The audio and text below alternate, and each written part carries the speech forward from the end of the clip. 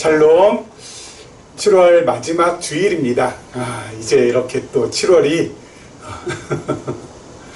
지나가고 있습니다. 다음 주면은 내일 모레죠. 내일 모레면 이제 8월이 시작이 됩니다. 저는 개인적으로 여름이 제일 좀 힘들거든요. 왜냐하면 이 더위가 저하고는 좀 체질에 맞지 않아서 그래서 더운 것이 참 힘듭니다.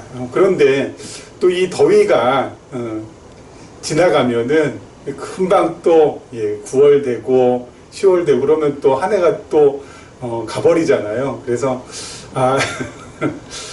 더위가 힘들지만 그래도 시간이 좀 천천히 흘러가기를 바라는 또 한켠의 마음이 있습니다. 참 이 더위라는 것에 대한 이 두 가지 마음이 함께 제 안에 양립해 있습니다. 여러분은 어떠신지 모르겠습니다. 아무튼 폭염과 폭우 이렇게 번갈아 가면서 이 날씨가 기승을 부리고 있는데 모쪼록 건강 잘 챙기시고 그리고 언제나 마음만큼은 늘 시원하시기를 부탁을 드리겠습니다. 마음이 시원해진다는 건 다른 게 아니라 하나님의 말씀을 통해서 우리의 마음의 시원함을 느끼는 것, 그 외에는 방법이 없을 것 같습니다. 그래서요, 오늘도 우리 지난 시간에 이어서 계속해서 우리 창세기 말씀 우리 함께 살펴보면서 하나님의 은혜를 마음에 담았으면 합니다. 자, 하나님께서 창세기 12장부터요 아브라함에게 큰 민족을 이루게 해주겠다라고 약속을 하십니다. 자손이 하늘의 별처럼 그리고 바닷가의 모래알처럼 많아지게 해주시겠다라고 약속을 하십니다. 그런데요, 한 10년 정도가 지나도록 10년이 지나도록 하나님께서 그렇게 말씀을 해주시고 또 약속을 해주셨음에도 불구하고 10년이 지나도록, 그러니까 아브라함을 하나님께서 75에 부르셨는데 이제 85이 됐습니다. 10년이 지났으니까요. 10년이 되도록 자식의 지읒자도 이거 생기지 않는 겁니다. 여러분, 아브라함 입장에서는 많이 참 답답하고 갑갑하고 그리고 또 조바심도 생기고 저급함도 생기고 초조함도 생기고 뭐 그랬을 것입니다. 왜냐하면은요, 여러분, 한 살 한 살 나이가 들수록 인간의 건강이라는 것은 더 좋아질래야 좋아질 수가 없죠. 특히 노년에 있어서 인간의 건강은 하루하루 장담할 수 없지 않습니까? 아무리 건강한 어르신도 그러면 하루아침에 이 병상에 또 눕는 경우도 우리가 너무 많이 봐왔으니까요. 여러분, 아브라함도 그렇지 않겠습니까? 이거 자식도 이거 참 못 낳고 내가 이렇게 쇠약해지고 그러다가 이렇게 또 병들어 죽는 거 아닌가라는 걱정도 생겼을 것입니다. 여러분, 참 현실은 절대 녹록하지 않죠. 냉엄하고 어떻게 보면 참 준엄하고 참 무겁습니다. 그런데 중요한 것은 현실을 우리가 어떻게 해석하느냐가 참 중요합니다. 얼마 전에 이런 말씀 드렸죠. 성경이 우리에게 신앙을 낳게 하고 그 신앙은 우리에게 삶을 결정짓는다라고 말씀드렸죠. 그리고 성경과 이 신앙 사이에는 반드시 해석의 과정이 필요하다고 했습니다. 그래서 이 해석의 과정, 성경을 어떻게 해석하느냐에 따라서 우리가 뭐 기복신앙도 가질 수 있고 도덕신앙도 가질 수 있고 신비적인 신앙도 가질 수 있고 그렇지 않습니까? 우리는 지금 계시적인 관점에서 성경을 해석하기 때문에 우리 신앙이라는 것은 우리는 무엇으로 정의합니까? 하나님께서 주신 선물로. 그래서 이 신앙이라는 건 하나님께서 우리에게 진리의 영을 보내주셔서 그리고 성령을 보내주셔서 하나님의 말씀을 알게 하고 깨닫게 하여서 믿게 하심으로 우리가 신앙을 가질 수 있다라고 우리는 그렇게 정의하고 있죠. 그리고 그 신앙에 따라서 어때요? 그 삶도 결정이 된다고 했습니다. 여러분, 현실도 마찬가지입니다. 현실도요. 이 주어진 현실을 의미, 삶 그렇게 할 수 있습니다. 현실도 어떻게 해석하느냐에 따라서 그 현실에 대한 의미가 달라지게 되고 나에게 주어지는 그 의미가 달라지게 되고 그리고 그 의미에 따라서 삶도 달라지게 된다는 것이죠. 이스라엘 백성들이요, 이제 가나안에 이제 들어가기 위하여서 바로 들어가지 않고 가데스 바네아라는 곳에서 12명의 정탐꾼을 가나안 땅으로 보냅니다. 그래서 이 정탐꾼이 40일 동안 이 가나안 땅을 정탐을 하고 와서 이스라엘 백성들에게 보고합니다. 이 12명의 정탐꾼은 똑같은 현실, 가나안이라는 똑같은 현실을 보고 와서 보고하잖아요. 그런데 10명과 2명이 완전히 극과 극으로 상반된 보고를 합니다. 10명은 뭐라고 합니까? 와, 가나안 땅에 갔더니 가나안에 있는 그 사람들은 정말 엄청나게 장대하고 크고 정말 우리하고는 비교할 수 없을 정도로 이렇게 강하더라. 그에 비해서 우리는 메뚜기라. 그렇죠? 우리는 참 메뚜기라. 그들을 우리는 당해낼 수 없다. 예? 그런데요, 또 2명은 갈렙과 여호수아죠. 완전히 또 다르게 보고하죠. 뭐라고요? 그들이 아무리 장대하고 그들이 아무리 강하다 할지라도 그들은 우리의 밥이라. 우리는 그들에 비해 메뚜기라고.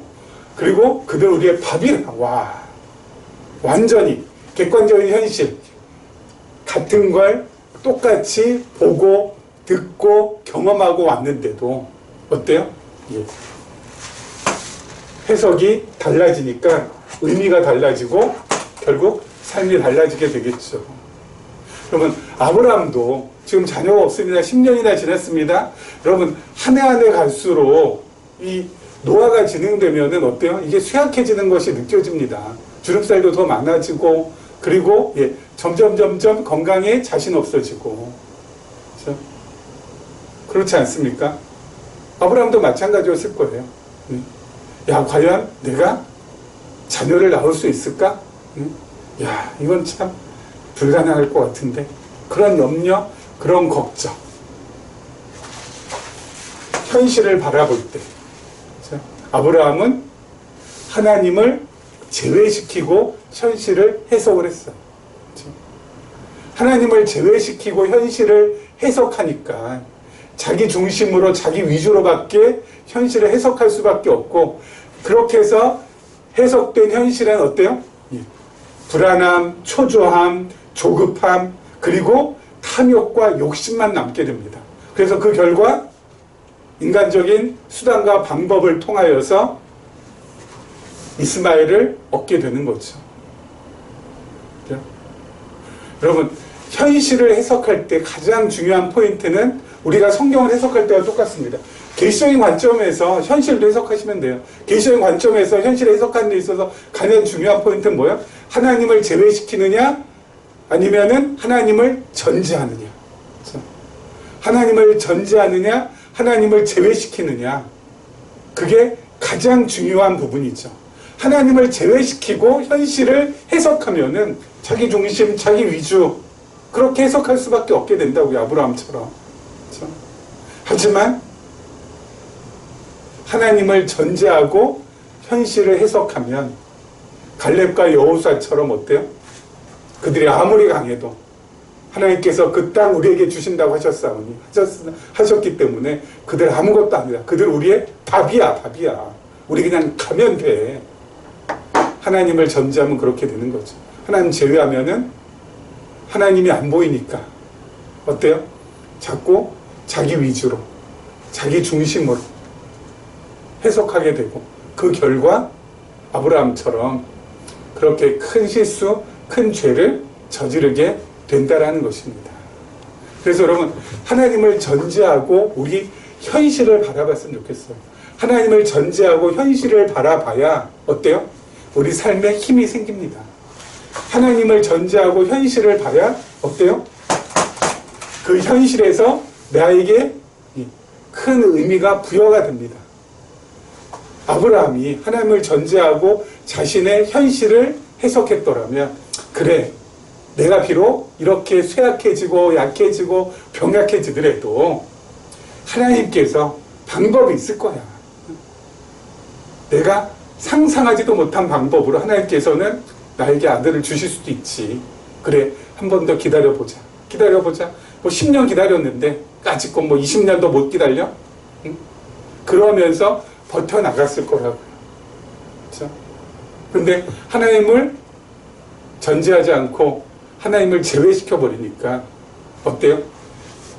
지금 이것만 보이는 거야, 이것만. 눈앞에 있는 이거. 야, 자기 자신을 보면서 점점 쭈글쭈글해졌네. 아이고, 근육도 없네. 아이고, 이러다가 이거. 그러면서 완전히 하나님의 뜻과는 다른 쪽으로 가게 돼서 결국 그걸로 인하여서 스스로가 어때요? 힘들어지고 어려워지고 고달파지고 괴로워지고 이러지도 못하고 저러지도 못하는 그런 상황으로 내몰린다는 것이죠. 그래서 우리 현실도 여러분 성경을 해석할 때처럼 우리 현실도 어때요? 하나님을 전제하고 하나님 중심으로 현실을 해석하게 된다면은 지금보다는 훨씬 더 삶 속에서 새로운 힘을 얻을 수 있게 된다라는 것입니다. 자, 우리 오늘 드디어 17장으로 들어갑니다. 자, 17장 1절 말씀 우리 먼저 보도록 하겠습니다.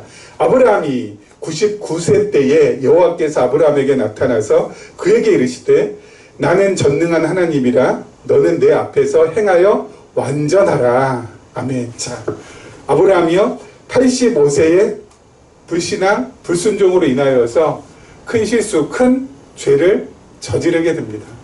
자, 하나님의 약속을 신뢰하지 못하고 하나님의 말씀을 불순종하고 인간적인 방법으로 이스마엘을 낳게 되잖아요. 그리고 나서 시간이 하염없이 지났습니다. 아까 85세라고 했는데 지금 언제예요? 99세. 몇 년 지났어요? 14년. 와. 14년 동안 하나님께서는 아브라함에게 나타나시지도 아니하셨고 말씀하시지도 않으셨습니다. 이 14년이라는 세월이 하나님께서 말씀도 없으시고 나타내지도 않으셨기 때문에 이 세월 그냥 흘려보냈다 라고 하면은 정말 어때요? 의미가 없는 거죠. 그렇지 않습니까? 하지만 정말 이 14년이 아브라함에게 있어서 의미가 있기 위해서는 어떻게 하면 됩니까? 자기 자신을 좀 돌아봐야죠.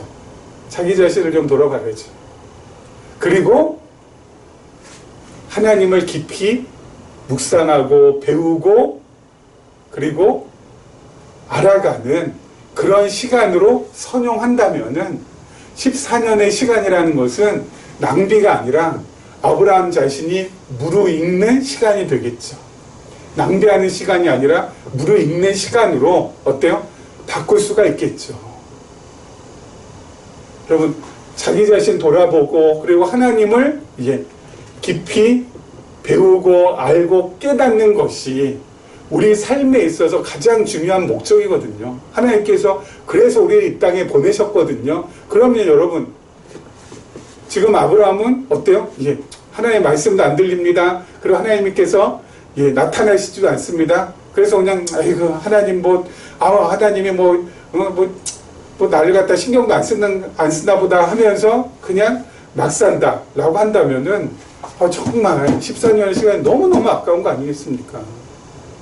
근데 그것을 자기 자신이 무르익는 시간으로 선용하면은 여러분 이 시간만큼 너무너무 좋은 것 그리고 이 시간만큼 정말 소중한 시간은 없겠죠. 바울도요. 다메섹 도상에서 예수님을 만나고 나서 바로 바울이 막 그냥 전도한다고 막 이리 뛰어다니고 저리 뛰어다니고 막 하지 않았습니다. 사도행전과 그리고 서신서를 보면은 사도 바울이 아라비아에 가서 3년 동안 머물렀다고 했습니다. 그리고 다소 자기 고향입니다. 자기 고향으로 와서 몇 년 머문지 아세요? 무려 10년 머물렀어요. 그렇게 13년 지나고 나서 드디어 어때요? 사도 바울이 전도를 하기 시작합니다. 그래서 1차 전도여행, 2차 전도여행, 3차 전도여행까지. 여러분, 이 13년의 시간이 13년의 시간이, 야, 빨리빨리 하지. 아니, 뭐 이렇게 13년 동안 더 전도했더라면은 훨씬 더 많은 사람들을 구원할 수 있을 텐데, 라고만 생각한다면 안 됩니다. 그렇죠? 왜요? 아까 말씀드렸잖아요. 무르익는 시간이 필요하다고. 예? 뭐든지. 우리들은, 예? 워낙 그냥 이 빨리빨리의 시대에 지금 우리가 살고 있기 때문에, 여러분, 그냥 이 뭔가 빨리빨리 이루어내지 않으면은 이것은, 예, 완전히, 예, 안 되는 것처럼, 그것은 정말, 예, 인간으로서는 예, 제 외에 더 이상 이거 존재하면 안 된다라는 그런 생각까지 하는, 예, 그런 시대에 우리가 지금 살고 있습니다. 그렇지 않습니다, 여러분. 하나님을 배우고 하나님을 알아가고 하나님을 깨달아가는 데는 빨리빨리가 없습니다. 뭐예요? 시간이 걸려요. 시간이 걸려요. 그럼 나 자신을 아는데도 시간이 걸려요. 우리가 아무리 뭐 MBTI 유형이 내가 이렇고 뭐 혈액형 유형이 이렇고 뭐 어디 가서 심리 검사를 받더니 이렇고 그걸 가지고 나 자신을 파악한다? 여러분, 그건 진짜, 예? 세 발의 피에 적혈구에 불과한 걸걸요? 예?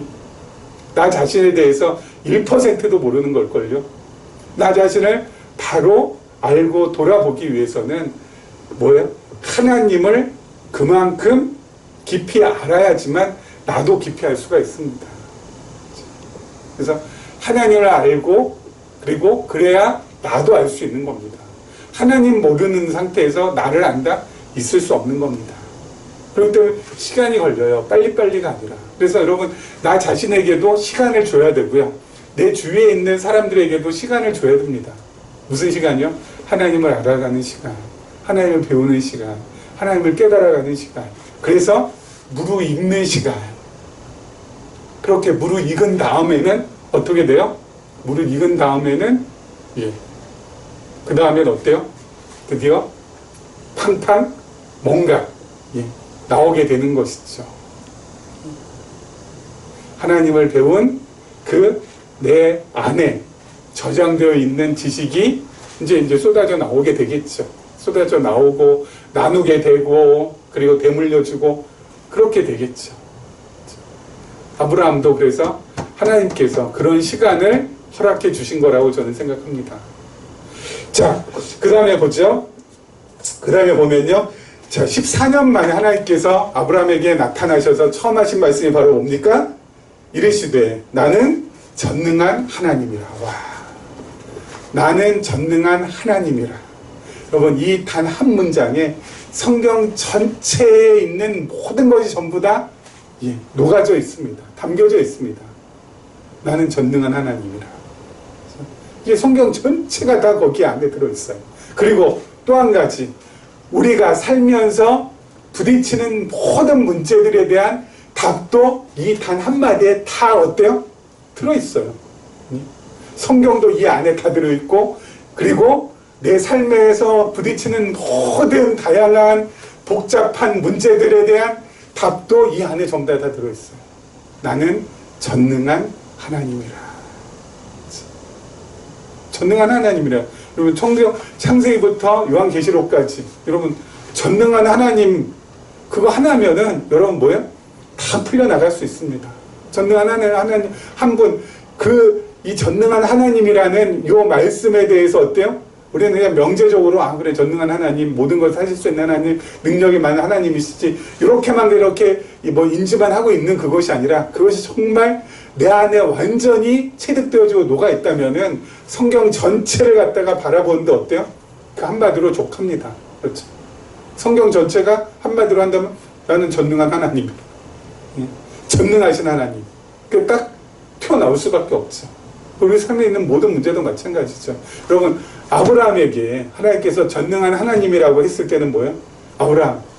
아브라함아, 네가 병약하고 쇠약해지고 이제 99이 되어가지고 이제 아무것도 할 수 없다고? 걱정하지 마. 나 전능한 하나님이야. 너는 못한다 할 수 있지만 나는 할 수 있잖아. 왜? 전능한 하나님이거든. 아브라함, 네 방법대로, 네 뜻대로, 자녀 낳으려고 그렇게 애를 썼지. 뭔가 된 거 있니? 응? 사라는 경수가 끊어져서 더 이상 임신할 수 없어요. 하지만 난 전능한 하나님이야. 내가 하면은 다 돼. 너의 선택과 그리고 너의 판단과 그리고 너의 결정에 의해서 되고 안 되고가 결판 나는 게 아니야. 내 뜻과 내 능력으로 되고 안 되고가 결판 나는 거야. 나는 전능한 하나님이야. 내가 할 수 있어. 내가 한 약속 내가 지킬 거야. 다 녹아져 있는 거 아니겠습니까? 우리가 삶에서 겪는 모든 부딪히는 문제, 이렇게 돼보려고 해도 안 되고 저렇게 돼보려고 안 되고, 예? 여태까지 쌓아온 경험과 지식과 모든 것을 해볼래야 해도 안 되는 것들, 어때요? 나는 전능한 하나님이야. 너 안 되지? 기다려. 내가 할 수 있어. 너는 나만 따라오면 돼. 너는 나만 신뢰하고 오면 돼. 네 힘과 네 노력에 의해서 되는 게 아니라니까. 내 힘과 내 노력과 내 열심에 의해서 되는 거야. 이거거든요. 하나님께서 99살 된 아브라함에게 나타나서 나는 전능한 하나님이야 라고 말씀하실 때는 어때요? 그 말씀 한마디에 지금 아브라함이 겪고 있는 모든 문제에 대한 답이 다 담겨져 있는 거예요. 그렇지 않습니까? 자, 그리고 나서 그 다음에 하시는 말씀이 뭐예요? 너는 내 앞에서 행하여 완전하라. 너는 내 앞에서 행하여 완전하라. 자, 하나님께서 아브라함에게 자기 자신 나는 전능한 하나님이라 한 다음에 너는 내 앞에서 행하여 완전하라. 여러분, 이것은 도덕적인 명령일까요? 아니면 언약적인 명령일까요? 도덕적인 명령은 인간의 힘과 인간의 노력과 인간의 열심으로 어때요? 예, 돌을 만들고 덕을 쌓을 수 있다는 거예요. 그렇죠? 언약적 명령은 뭐야? 하나님께서 이루어 주신다는 겁니다. 여러분, 하나님께서 아브라함에게 나타나셔서 나는 전능한 하나님이라 라고 그렇게 말씀하신 다음에 아브라함에게 네 힘과 네 노력을 다해서 어때요? 완전하게 행하라고 한다면은 이거는 앞뒤가 안 맞는 거 아니겠습니까? 나는 전능한 하나님이야. 너는 아무것도 할 수 없지. 내가 할 거야. 라고 말씀하신 거거든요. 그런 다음에 뭐라고요? 내 앞에서 더 완전하게 행하라. 응? 그러면 어때요? 아브라함 너 이제 네 힘으로, 네 능력으로, 응? 네가 응? 잘 해서 완전하게 행해. 라고 한다면 여러분 이거 앞뒤가 안 맞는 거잖아요. 그렇죠? 앞뒤가 맞으려면 뭐예요? 이쪽으로 가야죠. 이쪽으로. 언약적인 명령인 거죠. 하나님께서 어떻게 해주시겠다는 거야? 아브라함 너 완전하게 내가 행하게 해줄게. 이거예요. 그렇죠? 자꾸 이쪽으로 갑니다. 이쪽으로. 그렇죠? 왜냐면은 언약적인 명령에 대한 이해나 개념이 아직까지는 없으니까. 왜 없을까요? 성경에 나오는 언약에 대해서 잘 이해하지 못하고 있기 때문에. 그래서 자꾸 이쪽으로 가는 거죠. 아니요. 여기 이거라고요. 성경에 나오는. 자, 이렇게 해줄게. 그래서 여러분, 완전과 불완전, 내가 완전하게 행하는 것과 불완전하게 행하는 것은 내 뜻과 내 마음과 내 의지에 달려있는 것이 아니라 하나님의 뜻과 하나님의 마음과 하나님의 의지에 달려있는 거기 때문에 내가 뭔가 이렇게 완전하게 행하였다라고 한다면은 어때요? 이것은 내가 한 것이 아니기 때문에 자랑할 수가 없는 거예요. 내가 정말 착한 일 잘하고 정말 뭐예요? 사람들에게 칭찬받는 일을 했다라고 하면은 그게 내 자랑거리가 못 되는 거예요. 왜요? 이것은 하나님께서 완전할 수 있도록 하나님께서 나로 하여금 하게끔 해주신 거기 때문에 우리는 입 닫고 뭐요? 하나님 감사합니다. 이거밖에는 하나님께 모든 영광을, 이거밖에는 말할 수 있는 것이 아무것도 없는 거예요. 그렇죠? 그렇지만 여러분, 이 도덕적인 명령에 의하면 어때요? 내 자랑, 내 의를 세우는 거, 그냥 나는 저 인간들보다 나는 뭔가 뛰어나다, 이런 쪽으로 갈 수밖에 없는 거죠. 왜요? 도덕적인 명령이라는 건 내 힘과 내 능력과 그리고 내 의지와 그리고 내 노력과 내 열심으로 한 거니까. 내가 한 거다. 그러니까 어때요? 모든 영광은 나에게. 모든 것은 다 뭐야? 내가 칭찬받아야 돼. 왜?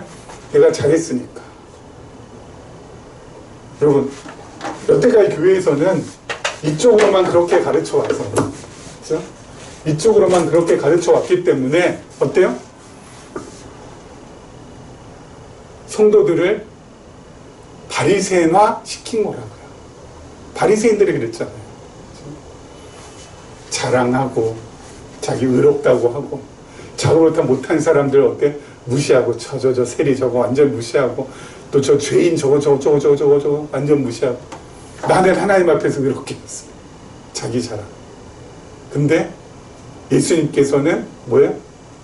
바리새인들 하였을진저 세리의 죄인들 다 내게로 오라. 내가 의인을 부르러 온 것이 아니라 죄인을 부르러 왔다라고 하시면서 다 품어주시고 그리고 안아주시고.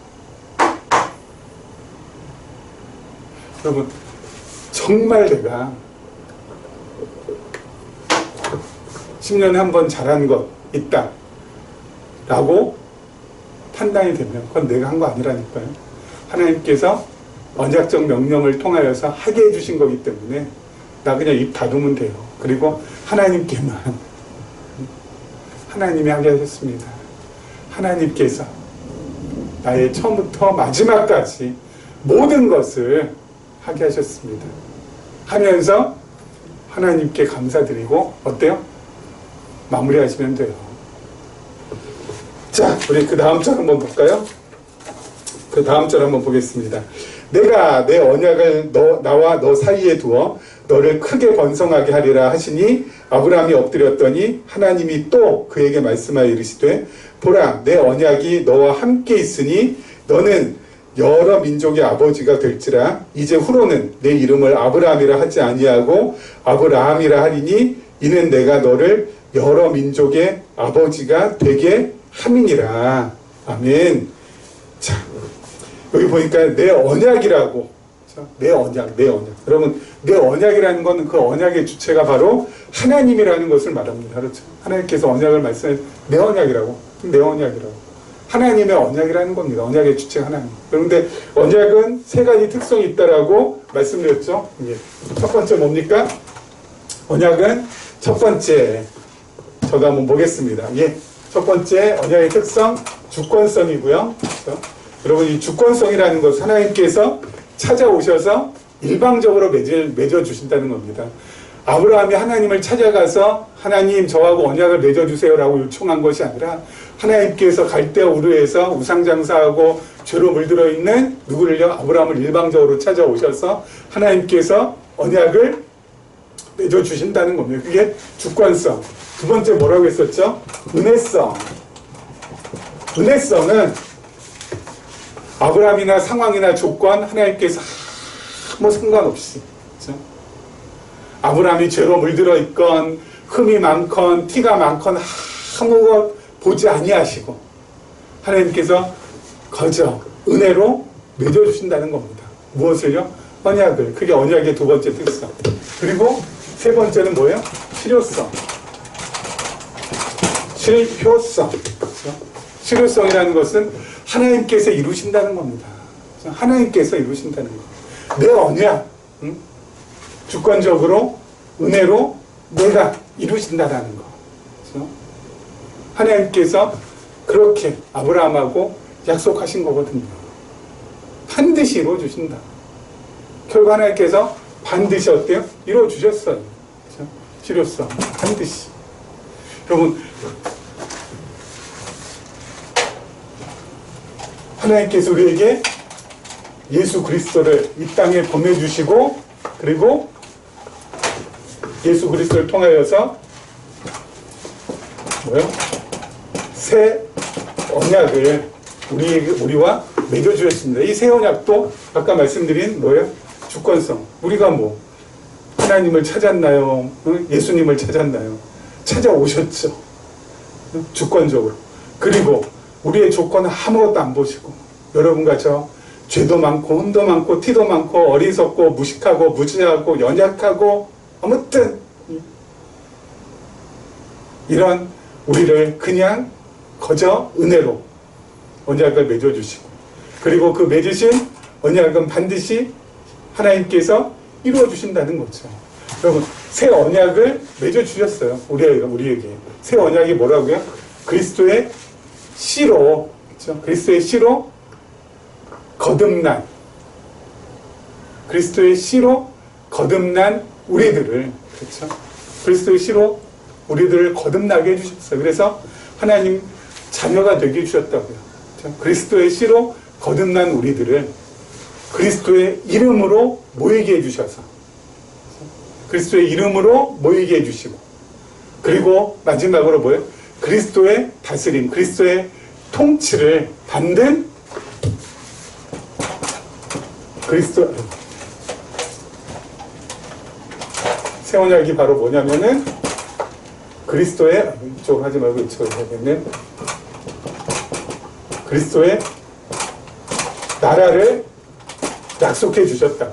그렇죠? 그리스도의 씨로 거듭난 우리들을 그리스도의 이름으로 모이게 해주시고 그리스도의 통치, 그리스도의 다스림을 받게 해주시는 그리스도의 나라를 하나님께서 우리와 약속해 주셨다고요. 아까 말한 대로 주권적으로 그리고 은혜로 그리고 반드시 이루어 주신다라는 그 특성으로 그리스도의 나라를 약속해 주셨어요. 이게 새 언약의 개론. 그렇죠? 새 언약의 개론이고요. 강론으로 한번 들어가면 강론은 개론을 뭐예요? 구체화한 거죠. 그 개론을 구체화한 것은 신약 성경을 그대로 따라가면 됩니다. 신약 성경을 그대로 따라가면 됩니다. 자, 우리 신약 성경 볼 때 어땠어요? 제일 처음에 사복음서, 마망 유교죠. 마태, 마가, 누가, 요한복음 있었죠. 사복음서, 마태, 마가, 누가, 요한복음에서는 어때요? 우리로 하여금 예수를 그리스도로 알고 믿게 해서 거듭나게 해주셨다라는 거죠. 그렇죠? 그리고 개론은 그리스도의 나라를 이루어주신다는 건데 그걸 갖다가 구체적으로 강론으로 각론입니다. 예. 지금 이렇게 주례하는 강론이 아니라 각론입니다. 각론. 예. 강론으로 들어가면 개론보다는 각론이 더 구체적인 거잖아요. 자, 강론으로 들어가면 뭐예요? 사복음서를 통하여 사복음서에서 우리로 하여금 예수를 그리스도로 알고 믿어 거듭나게 해 주실 거라는 것을 거듭나게 해 주신다는 거. 그리고 두 번째 사도행전으로 가면 뭐죠? 사도행전으로 가면은 교회를 세워 주신다는 거죠. 교회를 이렇게 거듭난 우리로 하여금 교회 그리스도의 나라를 세워 주신다라는 거. 그렇죠? 자, 사복음서에서는 우리로 하여금 거듭나게 해주시고 교회, 그리스도의 나라 이루게 해주시고 이렇게만 해주시는 것만 해도 정말 감지덕진데 그 이후에 뭐가 있어요? 자, 로마서부터 시작해가지고 어디까지요? 갈라디아서까지 그리고 에베소부터 시작해가지고 빌레몬까지 그리고 히브리서부터 시작해가지고 유다서까지 그리고 계시록까지 우리가 전부 다 한눈에 보는 성경 그리고 제가 강론 시간마다 강조했었죠. 자, 교회를 이루게 하시고 그리스도의 나라를 이루어 주신 것만 해도 감사한데 복음으로 뭐예요? 우리로 하여금 양육해 주시고 그리고 에베소에서 빌레몬까지 뭐였죠? 무장케 해주시고 그리고 히브리서부터 유다서까지는 싸우게 해주시고 그리고 계시록에 승리케 해주신다는 겁니다. 그렇죠? 여러분 그리스도의 나라 우리로 하여금 하나님께서 새 언약 그렇죠? 그리스도를 통하여서 새로운 언약을 해주셨는데 그 새 언약의 내용이 바로 뭐예요? 그리스도의 씨로 거듭난 우리를 그리스도의 이름으로 모이게 해주시고 그리고 그리스도로 하여금 우리를 다스리게 해주시는 그리스도의 나라를 이루어 주신다라고 약속해 주셨다는 그것이 새 언약이라고 했습니다. 자, 그 새 언약에 대한 구체적인 당론은 신약 성경에 나와 있는 흐름 그대로 가면 됩니다. 그렇죠? 구체적으로 어떻게 해주세요? 사복음서에서는 우리로 하여금 거듭나게 해주시고, 그리고 사도행전에서는 그리스도의 나라 교회를 이룰 수 있도록 해주시고, 그리고 로마서 갈라디아서는 양육, 그 다음에 무장, 투쟁, 그리고 최후의 승리를 우리에게 안겨주시겠다라는 약속이 바로 새 언약이라는 것입니다. 근데 이 새 언약은 지금 어때요? 과거에 이루어졌고, 그리스도께서 이 땅에 오심으로, 그리고 지금 우리가 살아가는 21세기 지금 이루어지고 있고, 그리고 앞으로 뭐예요? 이루어질 것이고. 그래서 여러분, 우리가 이 언약에 대한 뜻, 언약의 의미를 우리가 잘 어때요? 예. 이해만 하면은, 이걸 갖다 잘 알면은, 잘 깨달으면은, 우리의 삶 속에서 얼마나 큰 힘으로 작용하는지 몰라요. 여러분, 이 새 언약을 받은 우리들은 어때요? 결코 패배란 있을 수 없습니다. 승리만 있어요, 승리만. 승리가 보장되어 있는 사람이라는 거. 그렇죠? 우리에게는 끝이라는 게 없어요. 이 땅에 사는 동안. 우리는 어때요? 늘 새로운 시작. 늘 새로운 시작. 늘 새롭게 일어설 수 있고. 그렇죠? 좌절, 절망 이런 거 없습니다. 우리는 늘 새로운 희망 품을 수 있다고. 왜요? 이 새 언약을 하나님과 맺은 우리들이기 때문에. 그렇죠? 언제나 다시 한번 일어설 수 있고, 늘 승리를 향해 나갈 수 있고, 삶이 아무리 팍팍하고 아무리 어렵고 어디로 가야 될지 모른다 할지라도 하나님과 맺은 그 언약은 영불변하기 때문에 그 나라 가기까지는 어때요? 매일매일 주를 찬송하면서 갈 수 있다는 것입니다. 이게 나에게 있어서는 얼마나 큰 힘이 되는지 몰라요. 새 언약, 어렸어요. 새 언약. 자, 아브라함은 어때요? 옛 언약. 하나님께서 지금 옛 언약을 통하여서 아브라함을 지금 어때요? 이끌어 가시잖아요. 우리는 새 언약을 통해서 우리를 이끌어 가신다고요. 새 언약이 이렇다라는 거예요. 여러분, 명심해 주시고 좀 잘 간직해 주시면은 정말 유익할 겁니다. 그래서 와, 하나님께서 우리에게 이러한 새로운 언약을 맺어주시고 이렇게 우리를 지금 인도해 가시는구나. 모진 비바람, 거친 폭풍이 몰려온다 할지라도 하나님께서 아브라함을 이끌어 가셨던 것처럼 우리도 그렇게 이끌어 가실 거구나. 이러한 말씀을 마음에 잘 담으시고 내일 하루 남아있는 우리 7월 정말 아름답게 마무리하시고 8월을 또 기대하면서 새 언약의 자손으로 다시 한번 하나님을 향하여서 한 걸음 뚜벅뚜벅 나아가시기를 주님의 이름으로 축원합니다.